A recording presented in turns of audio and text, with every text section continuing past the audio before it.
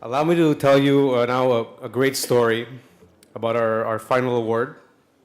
And it's really interesting, so here we go. The history of the Papachristidis family in Montreal begins in Switzerland, where a young Greek cavalry officer went to study law. His name was Phrixos Papachristidis. While there, he placed his name on an international pen pal list. By coincidence, Mariette Vachon saw the list and thought to herself that she should write a letter to the man with a funny long name, because surely no one else would. They corresponded for about 5 years, and in one of his letters, Phrixos said that he was making plans to seek his fortune in South America. Mariette convinced him to try North America first, and he agreed. He arrived in 1933, and it was love at first sight. Phrixos fell in love with the beauty from the Beauce, and within a year they began their new life in Montreal. Mariette Vachon and Phrixos Papachristidis got married and lived modestly in a small apartment on Laurier and Saint Denis. Papachristidis has arrived with $300 and a suitcase full of stamps, but these were no ordinary stamps. They were collected during his youth in Europe, and he used his rare collection and knowledge to create the largest stamp wholesaler in Canada. Strange circumstances can sometimes carve one's destiny. The origins of Papachristidis family's shipping activities date back to after the Second World War, when the Canadian government began disposing of its war-built dry cargo vessels. In 1946, a life-changing event took place when, through some contacts, Papachristidis was asked by Aristotle Onassis to act as his agent to purchase 10 Canadian Liberty ships.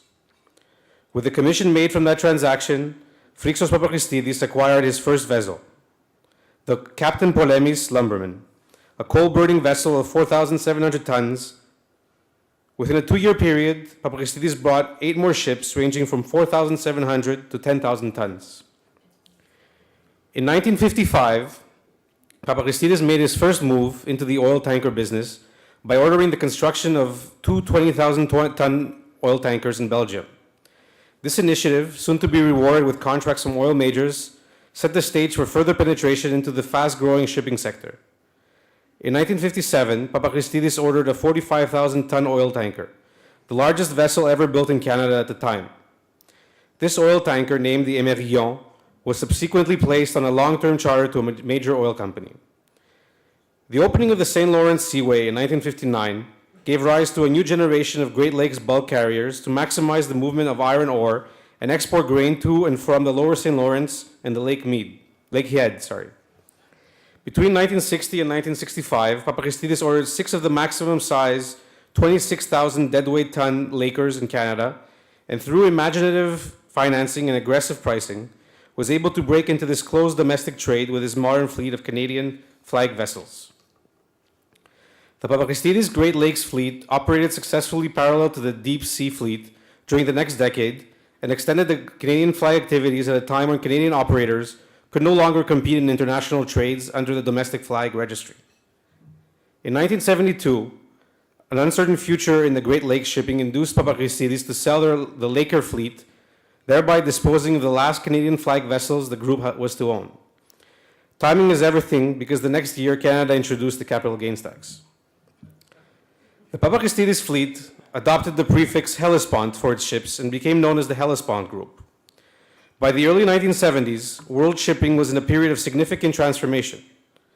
The closure of the Suez Canal in 1967 and the ever-increasing pace of industrial activity and attendant energy needs of Western Europe, America, and Japan gave rise to substantial ordering of very large crude carriers and of other types of large, specialized, and sophisticated vessels.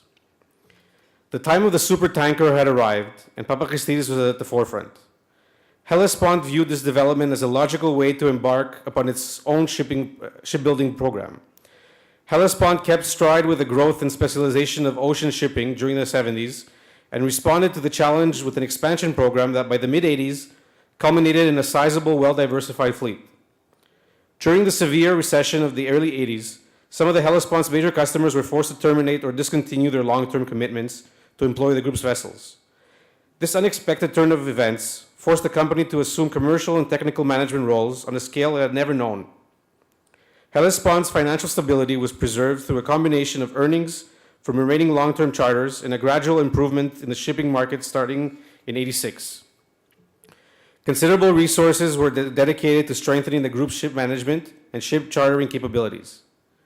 Between 1985 and 1986, Hellespont transformed from ship owner that specialized in financing vessels and leasing them to major companies to a ship owner that provided ocean transportation services directly to the end users through its dedicated chartering affiliated companies. These transformations of Hellespont led to the realization that the group's expertise lay principally in the technical and commercial management of tankers. In keeping with this view, the decision was taken to dispose of its bulk carriers and expand the fleet of tankers under its control. The first initiative taken was the formation of the Hellespont Tanker Fund in 1988. Again, using its financial sophistication, Hellespont effectively created a private equity fund to invest in tankers, and now it had the technical expertise to manage all aspects of owning the tanker fleet. This expansion program included an acquisition of a 51% interest in 6 ultra-large crude carriers from the publicly traded Lowe's Corporation in 1990. The 6 ULCCs traded successfully through one of the most challenging periods in modern tanker history. These vessels remained active in the service of major oil companies and traders until well beyond their 25th anniversary. In late 1999, Hellespont ordered 8 supertankers from major Korean builders. The market value of these purchases was in excess of $600 million. The contracts of 4 supertankers were subsequently sold. The four largest ships, delivered between December 2001 and March 2003, were designed to very high standards in keeping with the tradition of safety and excellence for which the Hellespont Group was known. The 4 ultra-large crude carriers were at the time the largest tankers in the world. The high tanker freight market of 2004 presented the opportunity for the group to take advantage of the high second-hand sale and purchase market and to sell these units at handsome profit. The Papachristidis Hellespont Group used innovation to maintain its predominant place in the shipping industry. The creative financing and treasury operations it deployed included the use of derivatives to reduce interest rate risks way back in 1982 when the finance experts of the Papachristidis team in London, England, explained derivatives to executives in North American banking syndicate. Being a ship owner comes with risks, especially at time of war. During the Iran-Iraq war in the mid-80s, the Hellespont Endeavor, a supertanker the size of the Olympic Stadium, was struck by an Exocet missile fired by an Iraqi Mirage jet. Though rendered unseaworthy by the attack, no loss of life was experienced by the crew in part because of the extreme safety measures instituted by the Papachristidis executives. The Greek heritage of Papachristidis was echoed in the names of some of its ships. The Kavala, Morlista, Serei, and Konitsa names of towns that were part of the founder's youth. And of course, the mighty Eleftheroupolis, named for its beloved hometown in Macedonia. Today, the Hellespont fleet owns 26 ships in service and 2 ships on order. Designed and operated to the highest global standards, with offices in Hamburg, Singapore, Manila, and of course Piraeus, Hellespont is truly a global company. Phrixos Papachristidis was a member of the AHEPA Brotherhood, member of the Order of Canada, honorary lifetime president of the Hellenic community of Montreal, and philanthropist to a multitude of causes both in Montreal and Greece. It started with a letter, turned into a love story, and became the success that we honor tonight. The Papachristidis family is represented here tonight by Nikki Papachristidis, daughter of founder Phrixos Papachristidis. It is my pleasure as president of the Hellenic Board of Trade to present the President's Award for Lifetime Achievement to the Papachristidis family.